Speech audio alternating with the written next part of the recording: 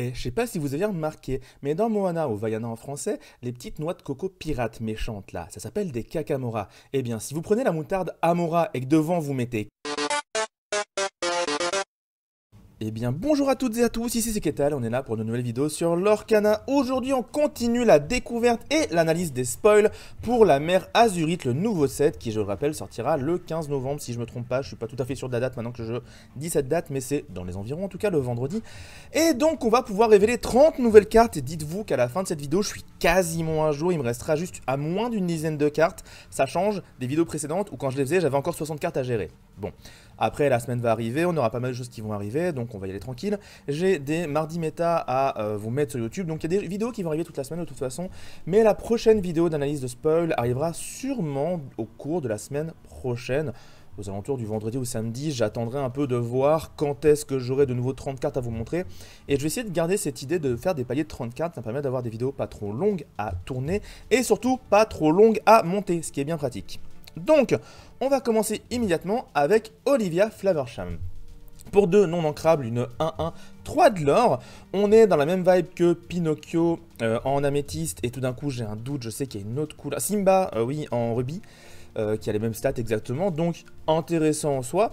Maintenant, il faut voir si jamais des archétypes rush existent en vert. Alors, clairement oui. Et je pense d'ailleurs que c'est une excellente carte pour des rushs en vert jaune, par exemple. Ou peut-être même pour essayer de faire beaucoup plus de points en violet-vert, pourquoi pas. Maintenant, c'est toujours une carte qui va en général faire peu de points. En violet-vert, on joue pas Pinocchio actuellement. Je vois pas pourquoi on jouerait Flaversham en plus. En vert-jaune, par contre, il y a plus de choses à faire déjà. Donc là, peut-être qu'il y a de la place de la rentrée pour faire un ultra rush avec tous les personnages à 2 et 3 de l'or qu'on peut trouver jusqu'à 2 de coups. Il y a vraiment quelque chose à faire qui peut aller très vite. En tout cas, pas inintéressante, c'est certes une vanilla, mais 3 de l'or dans Lorcana c'est fort, et 3 de l'or en coûtant peu cher, c'est d'autant plus intéressant. On enchaîne avec le fameux Floodborn John Silver, le Stern Captain, pour 8 ancrable, une 6-6 de l'or, résiste 2.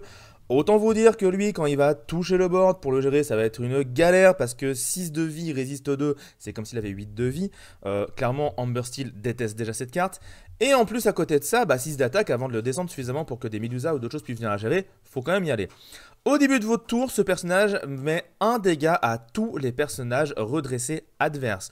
Contre les decks rush, c'est évidemment une excellente carte, mais moi ce que je pense surtout, c'est que c'est un excellent moyen de rendre actif toutes les cartes en émeraude, donc en vert, qui permettent de mettre des dégâts ou de faire des effets sur les personnages déjà blessés. Donc, pas inintéressant, je l'imagine clairement plutôt en vert-gris pour ce genre de mécanique. Au niveau de l'alter, on a quand même 2 John Silver déjà intéressants à utiliser justement en acier. On a celui qui joue avec les lieux, on a celui qui a l'effet de la poêle à frire. Je fais noter aussi qu'en émeraude, on a le fameux John Silver du set 1 qui permet de donner combattant au personnage adverse. Donc, on aurait un bon personnage sur lequel faire un shift, même si jamais il coûte le même prix que le shift, donc ça arriverait un tour après, entre guillemets. Donc le mieux, c'est clairement les alters gris, mais en vert, il y en a aussi un autre. Donc vraiment, ce duo de couleurs, je pense qu'il y a des choses à faire, et du coup, mettre un dégât à tous les personnages adverses, ça peut rendre le Prince Philippe totalement jouable, ou des choses dans le genre. Bref, il y a clairement des trucs à faire à mes yeux. Elga serait super contente aussi. À tester très clairement, et évidemment, vu qu'on parle de pas mal de personnages qui sont alters, jouer tout ça avec du morph pour essayer de les jouer le plus vite possible, pourquoi pas. On continue avec sa chanson justement, I'm Still Here, pour 3 ancrables, une chanson en acier qui fait qu'on donne résistance plus 2 jusqu'au début de son prochain tour à un personnage. Je rappelle que c'est vraiment fort de donner jusqu'au début de son prochain tour, parce que non seulement ce tour-ci, si notre personnage attaque, il prendra moins de dégâts, mais du coup si l'adversaire veut riposter durant le tour en question, ça fera aussi moins de dégâts. Donc une très bonne carte offensive pour des personnages qui ont des stats un peu offensives justement. Et en plus de ça, on pioche une carte, c'est une carte qui déjà en style song pourrait presque prendre sa place. Je pense qu'avec des flûtes, ça serait particulièrement bon. Mais je pense qu'on manque peut-être un tout petit peu de personnages vraiment agressifs pour pouvoir s'en servir en style song. Typiquement, c'est quand même une carte incroyable à jouer sur Lorenz. Lorenz, le fameux 0-4 qui est en fait 4-4 tant qu'il prend pas de dégâts. Si jamais vous jouez ça sur lui, il a résistance plus 2 sur les 2 prochains coups qu'il prendra. Enfin, en gros, si vous attaquez avec ce tour-ci et le tour d'après. Ce qui rend beaucoup plus dur le fait de le gérer efficacement. Et en plus, on pioche une carte derrière. Donc, c'est une excellente chanson en acier. Je pense qu'elle verra le jeu. Je pense qu'il y a des choses à faire parce que l'effet est fort, c'est chantable. Et en plus de ça, on pioche derrière, donc ça se remplace. Effet vraiment très intéressant. On continue avec une légendaire pour 3 non ancrables, Tiana, la propriétaire de restaurant 1-4 de l'or. Quand ce personnage ou plutôt quand un personnage vous appartenant est défié alors que Tiana est incliné, l'adversaire en fait doit payer 3 d'encre, ou alors le personnage en question a moins 3 d'attaque. En gros, tous les personnages adverses qui veulent vous attaquer auront 3 d'attaque de moins, à moins que l'adversaire paye 3 d'encre à chaque fois qu'il veut taper avec l'un d'entre eux, si Tiana est inclinée. Donc il faut que Tiana reste en jeu, il faut que les autres personnages soient tranquilles. Moi ce que je vois là-dedans, c'est une carte qui va rendre les decks avec des remparts abusé. Ça tombe bien en plus, remparts, il y en a plein déjà en nombre. Mais là, avec cette carte-là, si on commence à faire un deck avec des remparts qui ont un peu de lore, avec Petit Jean, parce qu'il fallait bien que je le recale, quelque part, mais donc des remparts qui ont plus de lore, qui ont plus de vie, et en plus l'adversaire il doit payer pour pouvoir taper dedans, ça commence à devenir très compliqué à gérer. Et si avec ces petits remparts on commence à rajouter des trucs genre l'autre Tiana, qui elle empêche l'adversaire de jouer des actions tant que vous avez 0 carte en main et l'autre Tiana incliné, bref, il y a des trucs à faire, il y a clairement des decks à monter. Ça, de toute manière, c'est une excellente carte en rush, je veux dire. De base, pour 3, 1, 4, 2 de l'or, c'est des bonnes stats, de base. Mais en plus, elle met des malus d'attaque à l'adversaire, sauf s'il paye. Imaginez, si l'adversaire il est derrière en termes de board, faut qu'il paye ses persos, et le tour d'après, il va payer de l'angle, donc il pourra pas jouer autant de persos qu'il voudrait pour gérer votre board. Carte très intéressante pour les decks rush, basée sur de l'ambre. Clairement, Ambre Améthyste, qui est un deck qui est quand même relativement joué, on l'a vu dans les multi-méta, avec cette carte-là, vient de prendre un énorme boost. Ça va être très intéressant de voir ce que ça donnait par la suite. On a ensuite un petit Diablo pour un 0-1, 1 de l'or. Quand ce personnage est banni, vous piochez une carte. Donc une carte qui va quasiment forcément se remplacer. Ce qui est intéressant du coup, parce que contrairement au balai où il faut jouer un autre personnage, contrairement aux adeptes où il faut qu'ils partent à l'aventure, ici c'est sûr qu'il va se remplacer. Mais en contrepartie, il va juste faire du lore. Il va rien faire d'autre, il va pas pouvoir taper quelque chose, etc.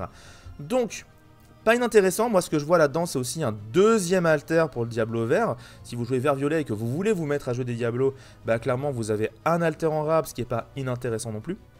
Donc à voir si des decks vont jouer là-dessus. La carte est vraiment pas mauvaise. 0 d'attaque, certes ça peut paraître peu, mais en même temps si on commence à avoir des crabes dans un deck, bah ça peut vite se transformer en 3 d'attaque et permettre de faire d'autres choses et de piocher en même temps avec. Ce Diablo est très intéressant, ça peut être un tour 1 pas mauvais parce que quoi qu'il se passe, il se remplacera. Et ça, c'est toujours fort. Le Chapelier Fou en améthyste 1-1-1 de l'or, un nouveau T1, encore une fois, on a des T1 intéressants en améthyste pour ce set. Et quand ce personnage part à l'aventure, vous regardez la carte du dessus du deck adverse, et si vous avez le choix de la mettre au-dessus du deck, donc de la laisser, ou de la mettre dans la défausse. Donc soit on va essayer de pourrir la pioche adverse en lui laissant par exemple des non-ancrables quand il n'en a pas besoin ou des choses comme ça, ou alors on pourra savoir ce qu'il a en jeu, ou alors on va le mettre très souvent dans la défausse, et donc ça fait un tour 1 pas mauvais pour essayer de faire de la défausse justement. En gros, Améthyste a vraiment des gros arguments pour faire de la défausse dans le prochain set, et je pense qu'avec les cartes Améthyste qui font de la défausse, plus les outils du genre justement le fameux rêve bleu en acier, il y aura des choses à faire. Donc je suis assez curieux de voir si ça va devenir vraiment compétitif comme archétype, parce que c'est quand même très particulier, c'est vraiment une condition de victoire complètement différente du reste, et ce qui est très compliqué c'est que vu que c'est pas la condition de victoire prise en compte en termes de time dans ce genre de choses là et tout, et ben pour un deck qui va prendre son temps ça peut être très risqué, parce que quand la time arrive, en top par exemple, on regarde le nombre de lore des deux joueurs, on regarde pas le nombre de cartes dans le deck, donc il faut faire attention. Mais pas mauvais comme carte, c'est une super rare, il faudra la choper, mais bah écoutez, on verra combien elle coûte, et puis je vais pas faire de pronostics vu que c'est pas ma spécialité apparemment, mais ouais, j'ai un peu envie de voir ça. On continue avec, toujours de l'améthyste, Scar, le lion dans la tempête, tempestueux, je sais pas comment traduire ça, 6 non ancrables, une 4-4 de l'or qui a non seulement charge, mais aussi offensif 3. Ça veut dire que ce Scar, quand il rentre en jeu, c'est une 7-4 pour aller taper directement quelque chose en face. Alors, c'est pas mauvais 7-4, ça permet de gérer par exemple des châteaux de l'arène instantanément ou des choses du genre. Le premier, c'est qu'avec 4 de vie, bah, y a pas mal de choses qu'on gère à moins. En gros, c'est Maui en moins bien dans un certain sens, parce qu'il a de moins bonnes stats. Mais à côté de ça, et parce qu'il est non ancrable, mais lui, contrairement à Maui, peut ne pas partir à l'aventure s'il a envie, et peut aussi tout simplement juste faire 2 de l'or. Autre défaut par rapport à Maui, bien évidemment aussi, c'est qu'il a offensif pour monter à 7 d'attaque, donc quand on vient lui taper dessus derrière, c'est juste une 4-4. Il est pas inintéressant ce Scar, mais le fait qu'il soit non ancrable est un immense défaut. S'il avait été ancrable, franchement, je pense qu'il y a des decks qui auraient réfléchi à le jouer, parce que c'est quand même un moyen simple de pouvoir gérer des trucs en face, et au pire des cas, il peut toujours faire 2 de l'or, donc ça reste pas inintéressant. Flaversham pour 2 non ancrables, 0,2, 3 de l'or. Bah écoutez, c'est comme Olivia, sauf que et aussi comme Simba, sauf que ce coup-ci c'est 0,2 et pas 1. Ça change pas grand chose en vrai, à part que bon, si jamais c'est un perso à 1 en face qui veut venir vous attaquer, si c'est une 1-2 ou une 1-1, bah il pourra pas la gérer en un coup. En dehors de ça, quasiment tous les trucs dans le jeu pourront le gérer sans prendre de dégâts derrière. Donc, encore une fois, des outils pour faire du rush, pour essayer d'avoir des personnages qui peuvent faire beaucoup d'or rapidement. En dehors de ça, il est gérable par absolument tout et n'importe quoi. Donc, bah, il faudra bien l'encadrer. Et bleu n'est pas la meilleure couleur en termes de personnages à bas coût pour faire du rush. Donc, j'ai plus de doutes sur le fait que ce Flaversham soit joué que les autres cartes. On continue avec de l'émeraude Megabot, 2 non ancrables, un objet que j'aime bien. Alors, il rentre en jeu incliné. Happy Face, c'est pour vous entendre que voilà, justement, dans le film, au début, il a la face gentille, il se fait défoncer, et après, il devient super vénère. Et du coup, bah, il est vraiment pas inintéressant, parce que pour 2, c'est un objet qui, certes, n'utilise pas ce tour-ci, mais le tour d'après, soit il bannit un objet, donc pour 2, on bannit des objets, ce qui est déjà très intéressant, mais sinon, il peut aussi bannir un personnage endommagé. Donc envers gris déjà c'est super intéressant comme carte, clairement c'est une carte qu'on peut très vite voir entrer dans les decks parce que face à du bleu-rouge c'est super utile de pouvoir bannir les objets, face à tous les autres duos de couleurs mais même face à bleu-rouge, avoir un bannissement comme ça pour seulement 2, certes avec un tour de battement, mais il suffit que vous ayez une clochette, un petit dégât en main, n'importe quoi et pour 2 vous bannissez un personnage endommagé, c'est vraiment super fort. Sonner la cloche coûte 3, je le rappelle, donc c'est un peu plus cher. Donc, non, vraiment, le Megabot est méga intéressant. Pour le coup, j'aime beaucoup cette carte. Je sais pas s'il va être joué tant que ça, mais je la trouve vraiment fun et je pense qu'il y a des trucs à faire avec. On enchaîne avec les microbots, la nouvelle mécanique propre aux dalmatiens qui est que les microbots, on peut en avoir autant qu'on veut dans le deck. Si on veut jouer un deck avec 100 microbots ou 99 pour le fun, on peut. À côté de ça, c'est un objet pour 2 ancrable, et quand on joue cet objet, nos personnages choisis gagnent moins 1 d'attaque pour ce tour seulement, pour chaque microbot que vous avez en jeu. Donc, ce qui est intéressant, c'est que déjà, c'est un objet que vous pouvez avoir autant d'exemplaires que vous avez dans le deck, donc vous pouvez spammer d'objets, et donc essayer de faire un deck full objet avec des conditions dans le deck pour jouer beaucoup d'objets pour gagner. Par exemple, je pense à des decks avec l'Ariel du chapitre 1, ou avec la nouvelle carte qu'on a vue, je me souviens plus quelle carte c'est, mais la carte, si c'est une gadget, une carte qui gagne plus, enfin je crois que c'est une gadget, une carte qui gagne plus 1 de l'or par objet qui a été joué, donc déjà c'est pas inintéressant. Mais à côté de ça, on peut baisser la force adverse et faire des trucs là-dessus. On peut aussi jouer une carte que vous verrez un peu plus tard qui permet de les avoir gratuitement, donc pas inintéressant ces petits microbots, mais il faut un deck très particulier pour les jouer et pour en jouer beaucoup. Je pense que même dans les decks où on veut jouer full objet, on préfère avoir des objets un peu moins chers, donc à voir. On enchaîne avec Tadashi Hamada pour 6 ancrables, une 3-3, 3 de l'or. Au niveau des stats, on est un peu en deçà, même s'il y a 3 de l'or. Mais il a plus 1 d'attaque et plus 1 de vie pour chaque objet que vous avez en jeu. Si vous avez 3 objets, eh bien c'est une 6-6, 3 de l'or. Et là, pour 6, on déconne 0. Donc, clairement, Tadashi devient intéressant à partir du moment où vous avez 3 objets en jeu. Si c'est 2, 5, 5, 3 de l'or pour 6, un peu en mi-teinte, parce qu'il prend de Zeus. À partir de 3, c'est trop bien parce que 6-6, il n'y a rien qui le gère instantanément, à part des gestions directes, je veux dire, il n'y a rien qui le gère sur ses statistiques de vie ou d'attaque. Et du coup, si vous avez encore plus, bon voilà, c'est encore plus bénéf, vous pourrez partir à l'aventure, l'esprit serein. Enfin, intéressant, ancrable, le train inventeur, on ne sait jamais, ça pourrait peut-être être utile, et donc dans un deck full objet, avec encore une fois des conditions de vouloir faire peut-être de l'OTK avec Ariel et Gadget si c'est bien elle, il rentre dedans, je pense, parce que voilà, il sera très tranquille, il y aura plein d'objets en jeu, vous pourrez faire plein de choses avec, et donc pouvoir utiliser Tadashi de manière très efficace. Clairement, un bleu-rouge full objet. Pourquoi bleu-rouge? Parce qu'il y a des choses comme le bouclier de vertu qui permettent de redresser vos personnages pour qu'ils repartent à l'aventure derrière. Le tour d'après, en tout cas, il y a des trucs à faire. Tadashi Hamada, le plus petit, entre guillemets, pour 3 non ancrables, une 2-2 de l'or. Durant le tour de votre adversaire, si ce personnage est banni, vous pouvez mettre la carte du dessus de votre deck en encre face cachée et mettre cette carte dans votre encrier face cachée. Donc en gros, c'est un peu une grand-mère Tala, dans le sens que c'est un personnage 2-2 de l'or qui va juste faire des points. Et quand il est banni, non seulement lui part en encre, mais une autre carte du dessus de votre deck aussi. Donc vous avez 2 d'encre à la place. Alors certes, c'est l'adversaire qui choisit quand il va être banni, donc c'est toujours compliqué à ce niveau-là de savoir, bon, est-ce que je le fais maintenant, est-ce que je le fais plus tard. C'est quand même un personnage à 2 de l'or, donc on peut pas le laisser non plus faire trop n'importe quoi. Et d'ailleurs, ça ancre 2 cartes, lui plus une autre, donc super intéressant, très bonne carte je pense. Encore une fois, il faudra voir les bons archétypes pour le jouer, il faudra voir si par exemple le bleu-rouge classique on peut le jouer, parce que bleu-rouge classique, vous allez voir, mais il y a beaucoup de cartes en bleu qui ont l'air très fortes, ça risque d'être le titre de la vidéo, même si je suis pas sûr en vrai.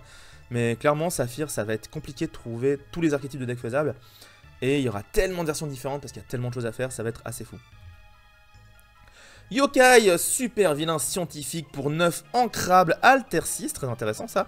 6-10, énorme stat, 2 de l'or, un peu dommage. Vous pouvez jouer les objets qui s'appellent microbots gratuitement. Ça déjà c'est super intéressant. Et quand ce personnage part à l'aventure, vous piochez une carte pour chaque personnage adverse qui a 0 d'attaque. Donc vous pouvez jouer des microbots gratuitement. Avec l'atelier de Maurice, piochez des cartes, jouez des microbots, piochez des cartes. Vous mettez moins 1000 d'attaque à tout le board adverse et vous l'envoyez à l'aventure, vous piochez des cartes. Bref, vous pouvez faire d'énormes tours basés sur ce personnage là. Et je pense que ça peut être une des conditions justement pour l'OTK de manière très très simple avec Ariel ou Gadget. Donc, à voir ce que ça va donner. J'ai plus confiance en lui qu'en Triton dans un certain sens, en termes de je peux faire des choses de vous dans la méta.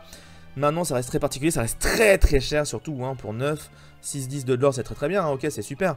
Mais en attendant si tu te prends un feu de dragon ou un soyez prête, bah t'es trop dégoûté, donc à voir.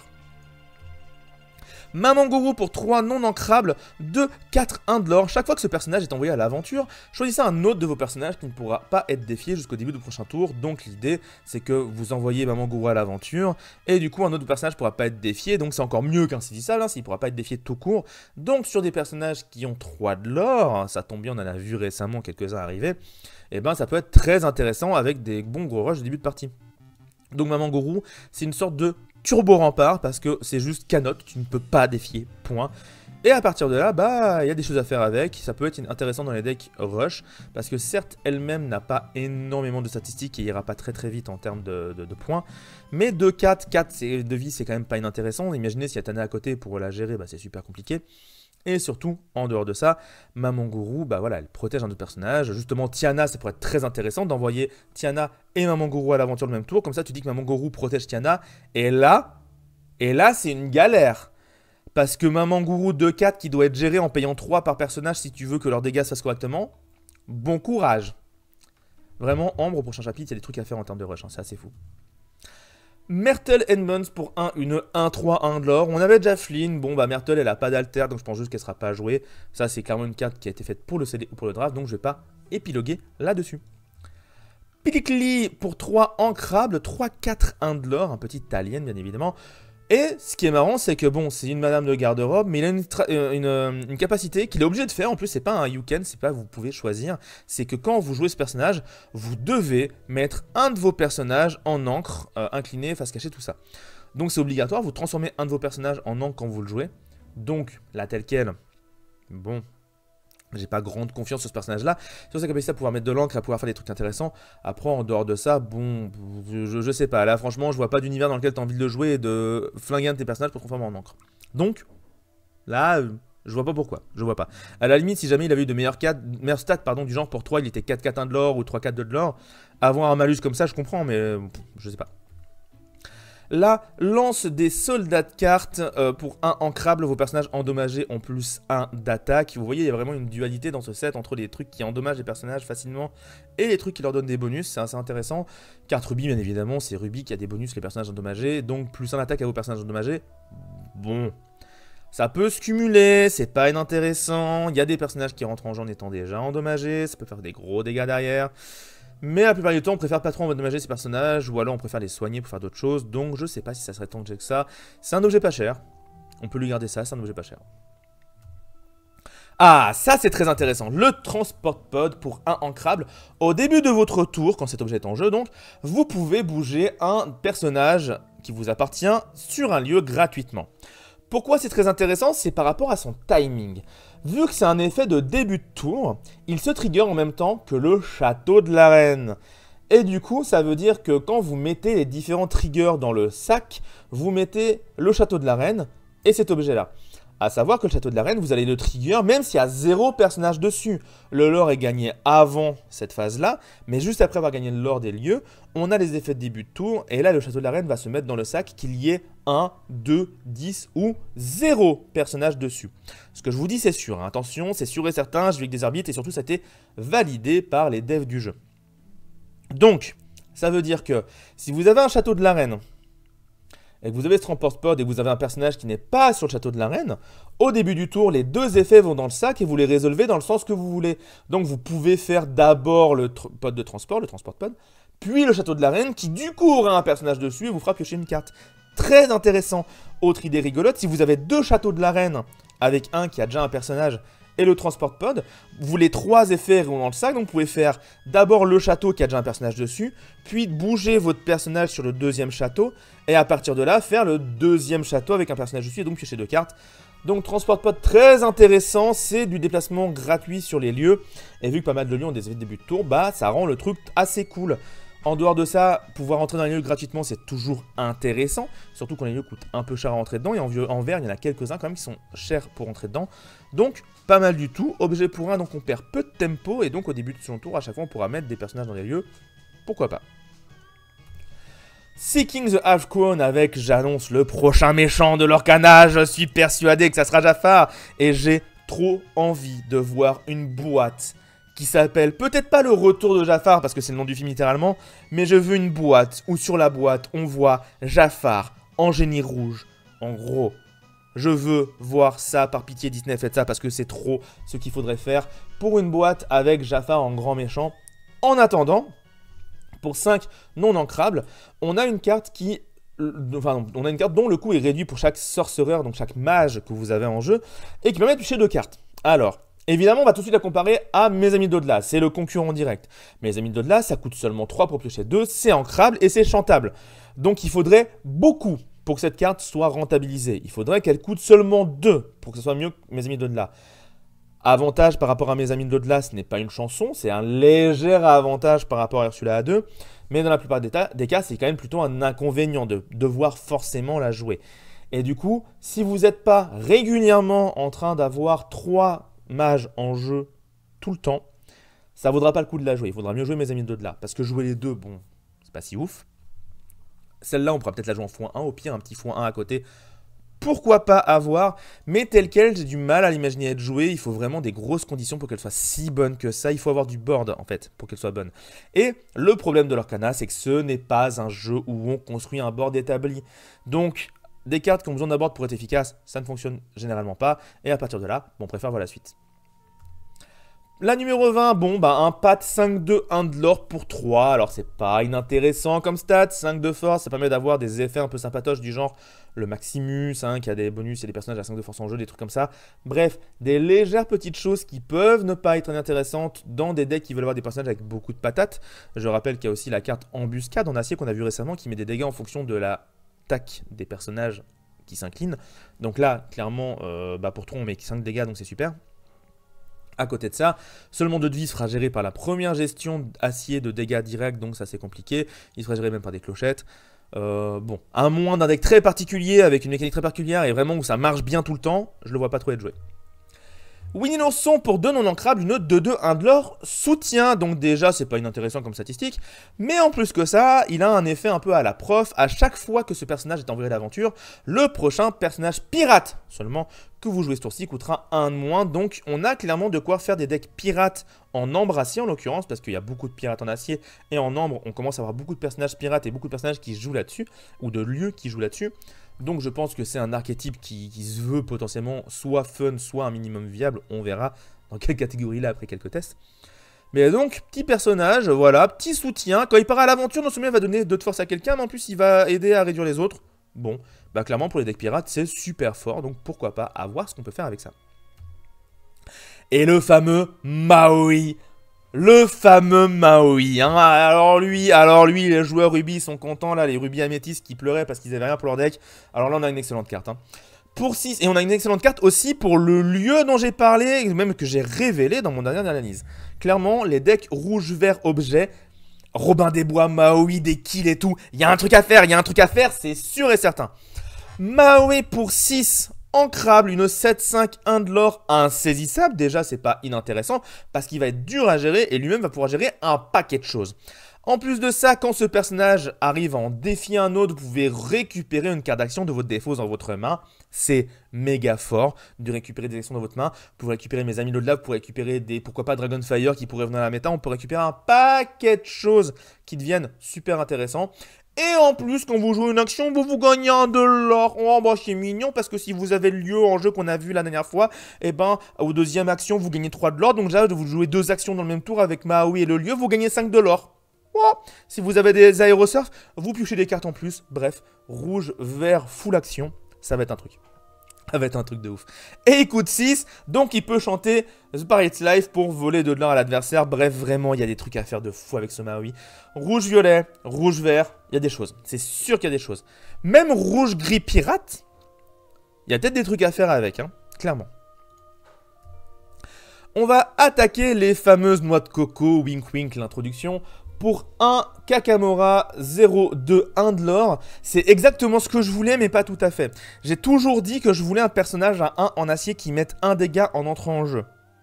Alors, on m'a presque écouté, parce que du coup, on l'a mis non en crabe 0-2 1 de l'or, ça je m'en moque, mais il faut mettre un pirate en jeu. Du coup, ça ne marche pas dès le T1, et ça c'est trop dommage. Moi, je veux un personnage, franchement, faites-le. Un non en crabe 0-1 1 de l'or, et quand il rentre en jeu, il met un dégât à un autre personnage en jeu. Ça me va. Ça me va qu'il ait des stats super nuls. Ça me va. Vraiment, je jouerai sans problème. Ça me ferait trop plaisir. Mais donc, quand vous jouez ce personnage, vous l'avez compris, vous mettez des gardes de pirates, donc c'est rigolo à jouer, mais pas au T1. Donc, c'est un T1 qui n'est pas un T1, donc déjà, c'est compliqué. Il est non ancrable, on peut pas en faire autre chose. Bon. Il peut faire des dégâts à un lieu ou à un personnage. Petit bonus, mais pas assez fort pour entrer dans les decks. Pas assez fort. Kakamora, le pirate pitcher. Alors j'aime beaucoup l'idée de la carte parce que c'est une carte, quand elle est jouée, vous choisissez un autre pirate qui gagne insaisissable jusqu'à la fin du tour. Fin de votre prochain tour, pardon. Et pourquoi? Parce qu'en fait, insaisissable, c'est souvent une capacité donnée aux trucs qui volent dans le monde de l'Orcana en général. Et là, on a une catapulte. Je vous laisse deviner pourquoi il gagne insaisissable que jusqu'au début de vos prochains tours. Mais donc, pour 2 ancrables, une 1-3-1 de l'or qui donne cette capacité-là, c'est pas mauvais. Encore une fois, donner insaisissable jusqu'au début de son prochain tour, ça fait que le personnage, pendant le tour adverse, bah, il est tranquille, il n'est pas ciblable. Donc, on peut faire des choses intéressantes, on peut s'en servir de manière offensive ou défensive. Ce qui est dommage, c'est que c'est que sur les pirates, alors que Gazelle en émeraude a un peu moins de stats, mais le fait sur n'importe qui, donc un peu dommage. Mais ça peut être joué avec des Madame Mime, encore une fois. Bon, peut-être pas des Madame Mime parce que, ouais, ça le défaut. C'est Gazelle avec des Madame Mime, elle peut le refaire, il n'y a pas de problème. Ici, il faut jouer des pirates pour que ça fonctionne bien. Donc, t'as peut-être pas la place de mettre les Mimes et les Merlins. Peut-être dans d'autres archétypes. On verra ce que ça donnera. Mais là, tel quel, je trouve ça juste très rigolo. La Flotilla, l'armada de noix de coco pour 2 non ancrables, un lieu à 6 de volonté et à 2 de coups pour entrer à l'intérieur. Au début de votre tour, si vous avez un personnage ici, donc c'est au moins un, ça sert à rien de voir plusieurs personnages dedans, tous vos adversaires perdent 1 de l'or et vous gagnez autant de l'or que ce que vos adversaires ont perdu. Donc alors ça en multijoueur, incroyable, juste incroyable. Mais à part ça, en solo, bon, ça fait perdre 1, ça fait gagner 1 à chaque tour, faut avoir un personnage dedans. Je pense qu'on a des choses qui le font plus efficacement, du genre l'épée dans l'enclume qui fait ça à chaque début de tour, et c'est un objet, donc c'est pas attaquable. Il faut juste avoir le personnage avec plus de force. Bon, vous jouez Ruby, ça devrait aller à ce niveau-là. Donc la Flotilla, je ne pense pas que ça sera joué, à part peut-être dans des fameux lieux full rouge avec des trucs qui récupèrent des lieux d'Adéphos. À voir. Ensuite, on a Hey pour 2 ancrables, 2-2, 1 de l'or. Quand vous jouez ce personnage, vous pouvez incliner un item, donc vous pouvez épuiser un objet adverse, l'incliner, et il ne peut pas se redresser jusqu'au début de son prochain tour, enfin pendant son prochain tour, c'est pas très clair. Mais en gros, vous inclinez un objet, il ne peut pas se redresser pendant le tour d'adversaire. Donc très intéressant, parce que bon, incliner un objet, ça sert à rien si jamais ça ne reste pas incliné pendant le tour adverse, vu qu'on ne peut pas taper les objets en fait, donc il y a vraiment beaucoup d'intérêt. Donc vous empêchez l'utilisation d'un objet pour un tour avec ce Hey, et derrière c'est une 2-2 1 de l'or qui peut en plus pendant votre tour aller attaquer les personnages insaisissables. Donc par exemple des Diablos avec 2-2 comme ça, c'est plutôt efficace. Plutôt versatile, mais l'effet de juste incliner un objet pour un tour, en général ça fait gagner peut-être un peu de temps, mais il y a peu d'objets dans le jeu qui s'inclinent, qui sont si forts que ça, ou alors en général ils sont joués le tour même de l'inclinaison, donc c'est pas si fort finalement. A noter quand même que vous pouvez vous en servir sur des objets qui sont déjà inclinés, hein, ça les empêchera juste de pouvoir se redresser au début du prochain tour, et c'est déjà pas mal du tout. Moana, la leader des Kakamora, 6, 5, 1 de l'or, Alter 5, et bon des Moana, on sait qu'il y en a déjà plein dans le jeu, il n'y a pas un problème là-dessus. Quand vous jouez ce personnage, vous pouvez bouger autant de personnages sur le même lieu gratuitement, et vous gagnez 1 de l'or pour chaque personnage que vous avez déplacé. En gros, cette Moana, ce qui est écrit dessus, c'est que quand vous la jouez, si vous avez un lieu en jeu, vous gagnez autant de l'or que le personnage que vous avez en jeu. Alors, Lorcana n'est pas un jeu où on construit un board établi, vous l'avez compris. Mais c'est pas inintéressant parce que avec 2 personnages, gagner 2 de l'or en entrant en jeu, c'est déjà fort. En plus, vous gagnez de la tempo sur le fait d'avoir mis des personnages en jeu, enfin dans des lieux, pardon. Donc par exemple, avec des châteaux de l'arène, c'est super fort parce que vous les mettez gratos dans le lieu, ou sur des librairies, des trucs comme ça, ou sur le RLS héritage, pourquoi pas, comme ça, vos personnages, deviennent tous insaisissables. Pour des decks un peu rush avec des lieux, ça peut être très intéressant. Donc, la carte est intéressante, pouvoir mettre tous les personnages d'un coup dans un lieu et gagner autant de l'or que le personnage que vous avez mis dedans, bah de base déjà c'est très fort. Maintenant, faut voir si on arrive à trouver un lieu où c'est efficace, où c'est fort, où c'est jouable et où il y a potentiellement des Moana qui coûtent moins cher pour essayer de la faire en Alter 5. Là, ça serait vraiment pas mal. A noter, le coup de 7, elle peut chanter. Soyez prêtes. Prochaine carte, Alistair Cray pour 3 ancrables, une 2-4, 1 de l'or. Quand vous jouez ce personnage, si votre adversaire a un objet en jeu, vous gagnez 1 de l'or. Ça, c'est clairement une carte émeraude pour tech contre les decks bleus objets. C'est juste une carte en violet vert, ça c'est presque jouable. Vous la chopez, vous gagnez 1 de l'or à l'entrée en jeu. Derrière, vous allez pouvoir peut-être faire un peu de l'or ou la remonter en main et la réutiliser. C'est vraiment pas mauvais. Bon, par rapport à la chèvre, c'est un peu en deçà quand même parce que la chèvre gagne du lore en entrant en jeu et en partant, et pour seulement 1 de plus, elle fait donc 2 fois plus de lore, sans condition, et en plus de ça, elle est 4-3, pas 2-4, donc bon, la chèvre est clairement meilleure. Mais dans certains decks, peut-être que ça pourrait être une carte intéressante pour essayer de tecker face à un adversaire qui joue des objets, bon, à voir. Je suis pas très confiant là comme ça. Numéro 29, Monsieur Litwack, 2-3, 1 de l'or, une fois, enfin pardon, oui c'est ça. Attendez, je regarde, oui c'est ça, une fois par tour. Quand vous jouez un autre personnage, vous pouvez redresser Mr. Litwack. Il pourra ni partir à l'aventure, ni attaquer pour le reste de ce tour. Bon, il pourra toujours chanter des chansons ou s'incliner pour d'autres effets, hein, on sait jamais. Mais donc, c'est un personnage qui va très facilement faire un de l'or et se redresser, ou faire quelque chose et se redresser derrière. Bon, en général, je pense qu'il va faire un de l'or, se redresser, et au pire, il fera d'autres choses, ou au pire, il restera debout. Donc, un personnage qui va être très très dur à gérer tant que vous jouez des personnages, tant que vous avez de la main, en gros. Donc, pourquoi pas. Il a 3 de vie, donc il résiste à pas mal de choses. À voir. C'est un peu dur de trouver de la place pour lui dans les decks, je pense. C'est le genre de carte que tu mets dans le deck au début en disant c'est bien, puis après il passe pas le cut, mais à voir. Et la 30e carte que j'ai gardée exprès, même si c'était pas vraiment dans le bon ordre, Sail the Azurite Sea Saphir. C'est tellement fort au prochain set. Pour 2 ancrables, une action.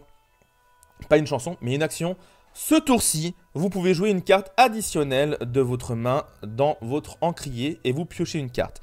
C'est littéralement l'effet de Belle, la Belle du chapitre 1, qui fait la même chose, c'est-à-dire vous pouvez ancrer une carte de plus ce tour-ci.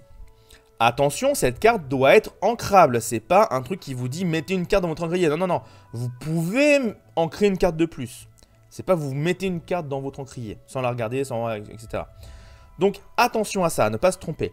En dehors de ça, il faut la comparer au genre à son concurrent direct qui est tout simplement je vole. Hein. Pour 2, je mets une carte dans l'angle depuis le dessus de mon deck sans regarder. Et déjà, cette carte-là a un avantage énorme, c'est qu'elle repioche une carte derrière. Donc déjà, elle fait du card d'avantage. Je dis n'importe quoi parce qu'il faut encore ancrer une carte derrière. My bad. Elle fait pas de card d'avantage. Mais donc, elle vous donne la possibilité de pouvoir mettre une carte en plus en angle. Donc ça va permettre de vider votre main très très vite. Donc si vous avez des outils pour remplir votre main très très vite, vous allez pouvoir faire énormément d'encre. Et donc être bien derrière. Donc par rapport à je vole, bah, c'est ancrable premièrement. Donc au pire, si vous voulez pas la faire, vous pouvez la poser comme ça. Vous pouvez faire l'effet et piocher une carte juste pour cycler votre deck. C'est-à-dire que vous pouvez utiliser la carte pour 2 sans vraiment faire l'effet au final. Et piocher une carte et cycler votre deck. Donc ça, c'est pas inintéressant non plus. Ça vous donne la possibilité, mais vous n'êtes pas obligé de la prendre. Désavantage, c'est pas chantable. Mais bon, ça, je vole, c'est certes souvent chanté, mais c'est pas tout le temps chanté non plus. Donc attention. Clairement, c'est une carte, pour moi, c'est la carte idéale pour les decks Saphir Acier. Pourquoi Saphir Acier? Parce que Saphir Acier avait déjà tendance à jouer justement des techs un peu genre des belles, des fois dans leur deck, à jouer des moyens voilà, de mettre beaucoup de cartes en encre très rapidement. Pourquoi? Parce qu'ils ont derrière Rêve Bleu pour se refaire une full main. Avec cette carte-là, ça donne encore plus d'intérêt à faire ça. Vous allez vraiment pouvoir vider votre main très très vite, mettre tout en encre, faire un Rêve Bleu, vous refaire une main de cette carte avec beaucoup d'encre pour pouvoir en profiter et être bien dans la game. En bleu-rouge, ça pourrait être tenté, je sais pas si ça serait tant de jouer que ça, par rapport aux autres cartes bleu-rouge qui font déjà ça. En fait, le problème de bleu-rouge, c'est que oui, tu as envie de jouer cette carte, parce que cette carte est très très bonne. Vraiment, c'est une excellente carte. C'est peut-être la meilleure commune du set, il y a moyen. Le problème, c'est que en bleu-rouge, il y a tellement de nouvelles cartes qui arrivent, que de passer le cut et de réduire le deck jusqu'à avoir peu de cartes, ça va être très difficile, je pense. Donc bah... On verra à quoi ça ressemblera, on verra comment ça marche. Celle du Azurity, clairement, excellente carte, à n'en pas douter, plein d'utilisation. Bleu-gris la jouera, bleu autre chose, il y a moyen qu'ils la jouent s'ils ont assez de pioches. Bleu-violet, le violet la jouera très certainement parce qu'ils ont clairement assez de pioches pour pouvoir assumer ça. Maintenant, va falloir voir comment rentrer ça dans les decks, rester avec peu de cartes et optimiser vos decks tout simplement. Donc voilà pour cette vidéo, écoutez, j'espère que ça vous a plu. Comme je le disais en début de vidéo, on a plein de contenu qui arrive cette semaine avec les mardis méta de la semaine dernière. Le mardi méta de cette semaine qui va arriver donc là mardi soir, on sera en live pour parler du DLC de Seattle. Encore une fois, j'aurai les petites images pour voir les différentes choses. On n'aura pas d'interview du vainqueur ce coup-ci, je vais voir si jamais j'ai un invité ou pas, je verrai. Mais donc on aura des choses à faire, soyez-en sûrs, on aura peut-être des matchs à commenter, on aura peut-être des decks à regarder, c'est même sûr et certain. Je pense qu'on regardera comme d'habitude un peu tous les top decks de la méta. En tout cas, beaucoup de choses intéressantes à se dire pour le dernier DLC de la saison. On va avoir les yeux rivés sur le championnat européen, ça va être très intéressant de voir tout ça. En tout cas moi, je m'arrête là, je vous fais des gros bisous et je vous dis ciao tout le monde. On est à seulement 2 jours de la sortie officielle du 7RT, à 10 jours du Lorcana Challenge. Alila perd son paroxysme, j'espère que vous êtes